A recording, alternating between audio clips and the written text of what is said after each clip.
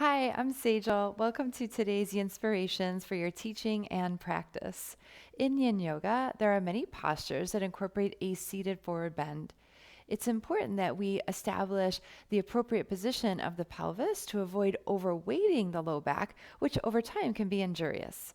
What is that position? An anterior tilt. How do we find it? Well, there are lots of different ways. One way that can be interesting to explore and to share with your students is to try it out in cat-cow. So let's give it a come to tabletop position so that your hips are over your knees and your shoulders are over your wrists. Take a breath in, and as you exhale, tip your tailbone downward, arch your back, and tuck your chin towards your chest.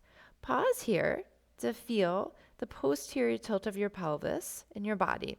The front of the hips are tilted slightly backward, and you'll notice the effect on the lower back is a rounding of the lumbar spine. Now reverse it. Inhale, let the tailbone tilt upward, let the belly sink, lift the gaze a bit. Now you're in an anterior tilt of the pelvis.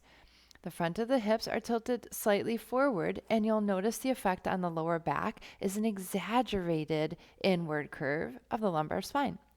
Now play for a moment between the two and see if you can find the midpoint.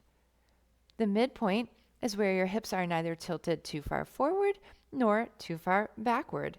In this position, your lumbar spine maintains its natural slight inward curve. So we can use this body awareness in our seated positions. For example, here we have our posterior tilt. Here, a neutral pelvis, and then tilting the hips slightly forward, an anterior tilt to the pelvis. For many of us, this can feel kind of like strainful. So you can place any number of props, for example, a blanket underneath the sit bones to help more easily find that position. Now you're ready for your seated forward bend. I hope this was helpful. I look forward to seeing you next time.